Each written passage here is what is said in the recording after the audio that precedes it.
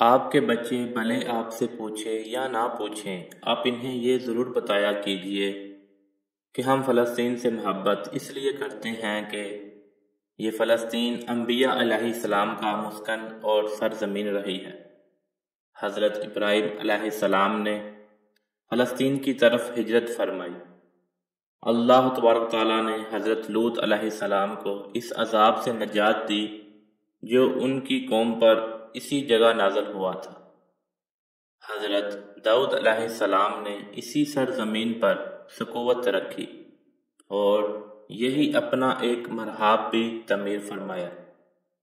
حضرت سلیمان علیہ السلام نے اسی ملک میں بیٹھ کر ساری دنیا پر حکومت فرمائی۔ چونٹی کا وہ شہر کا قصہ جس میں ایک چونٹی نے اپنی باقی ساتھیوں سے کہا تھا، اے چونٹیوں اپنی بلوں میں گھس جاؤ، یہیں اس ملک میں واقع اسقلان شہر کی ایک وادی میں پیش آیا تھا، جس کا نام بعد میں وادی نمل چونٹیوں کی وادی رکھ دیا گیا تھا۔ حضرت زکریا علیہ السلام کا مرحاب بھی اسی شہر میں ہے۔ حضرت موسیٰ علیہ السلام نے اس ملک کے بارے میں اپنے ساتھیوں سے کہا تھا کہ اس مقدس شہر میں داخل ہو جاؤ۔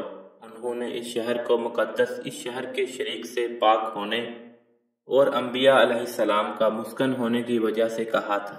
اس شہر میں کئی معجزات وقوع پذیر ہوئے، جن میں ایک کنواری بی بی حضرت مریم کے بطن سے حضرت عیسیٰ علیہ السلام کی ولادت مبارکہ بھی ہے۔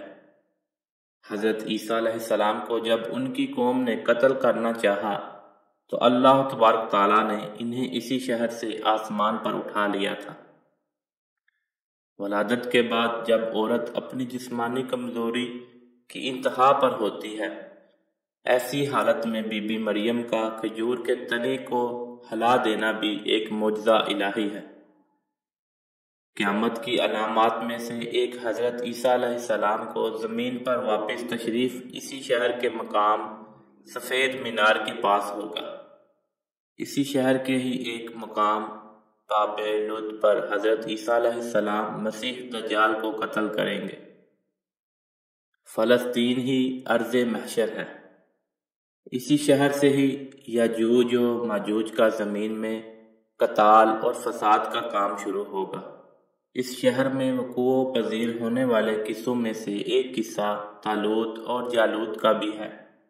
فلسطین کو نماز کی فرضیت کے بعد مسلمانوں کا قبلہ اول ہونے کا اعزاز بھی حاصل ہے۔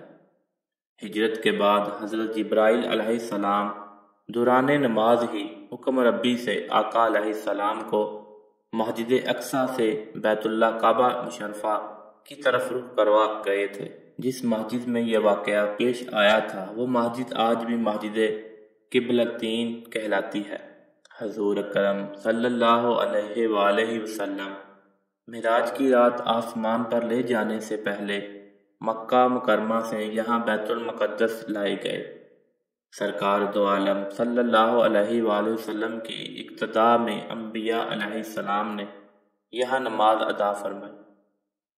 اس طرح فلسطین ایک بار پھر سارے انبیاء کا مسکن بن گیا۔ سیدنا ابو ذر رضی اللہ تعالیٰ عنہ کہتے ہیں کہ میں نے رسول اللہ صلی اللہ علیہ وسلم سے عرض کیا کہ زمین پر سب سے پہلی مسجد کون سی بنائی گئی؟ تو آپ صلی اللہ علیہ وسلم نے فرمایا کہ مسجد الحرام یعنی خانہ کعبہ۔ میں نے عرض کیا کہ پھر کون سی مسجد بنائی گئی؟ تو آپ صلی اللہ علیہ وسلم نے فرمایا کہ مسجد الاقصیٰ یعنی بیت المقدس۔ میں نے پھر عرض کیا کہ ان دونوں کے درمیان کتنا فاصلہ تھا؟ آپ صلی اللہ علیہ وسلم نے فرمایا کہ 40 برس کا، اور تو جہاں بھی نماز کا وقت پالے وہیں نماز ادا کر لے، بس وہ مسجد ہی ہے۔ مثال حبیب صلی اللہ علیہ وآلہ وسلم کے بعد حضرت ابوبکر رضی اللہ تعالیٰ عنہ کو ارتداد کے فتنہ اور دیگر کئی مشکلات سے نمٹنے کے لیے عسکری اور افرادی قوت کی اشد ضرورت کے باوجود بھی ارض شام کی طرف آپ صلی اللہ علیہ وسلم کا تیار کردہ لشکر بھیجنا بھی ایک ناقابل فراموش حقیقت ہے۔ اسلام کے سنہری دور فاروقی میں دنیا بھر کی فتوحات کو چھوڑ کر محض فلسطین کی فتح کے لیے خود سیدنا عمر کا چل کر جانا اور یہاں پر جا کر نماز ادا کرنا اس شہر کی عظمت کو اجاگر کرتا ہے۔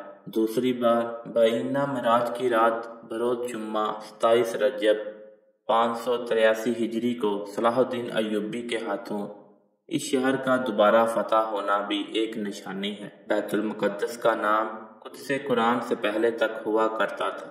قرآن نازل ہوا تو اس کا نام مسجد اقصیٰ رکھا گیا۔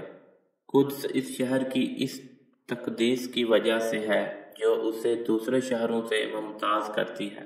اس شہر کے حصول اور ایسے رومیوں کے جبر و استبداد سے بچانے کے لیے 5000 سے زیادہ صحابہ کرام رضی اللہ تعالیٰ عنہ نے جام شہادت نوش کیا ہے، اور شہادات کا باب آج تک بند نہیں ہوا، سلسلہ ابھی تک چل رہا ہے۔ یہ شہر اس طرح شہیدوں کا شہر ہے۔ مسجد الاقصیٰ اور بلاد شام کی اہمیت بالکل حرمین الشریفین جیسی ہی ہے۔ جب قرآن پاک کی یہ آیت نازل ہوئی تو ابن عباس کہتے ہیں کہ ہم نے بلاد شام کو تین انجیر سے، بلاد فلسطین کو زیتون سے، اور الطور سینین مصر کے پہاڑ کوہ طور جس پر جا کر حضرت موسیٰ علیہ السلام اللہ پاک سے کلام کیا کرتے تھے، اس سے استدلال کیا، اور قرآن پاک کی یہ آیت مبارک سے یہ استدلال لیا گیا کہ امت محمد حقیقت میں اس مقدس سرزمین کی وارث ہے۔ فلسطین کی عظمت کا اندازہ اس بات سے بھی لگایا جا سکتا ہے کہ یہاں پر پڑھے جانے والی ہر نماز کا اجر 500 گنا بڑھا کر دیا جاتا ہے۔ مزید اچھی ویڈیو کے لیے اردو زون کو سبسکرائب کریں، ویڈیو کو لائک کریں، شیئر کریں اور کمنٹ سیکشن میں اپنی رائے کا اظہار ضرور کیجیے۔ شکریہ، جزاک اللہ۔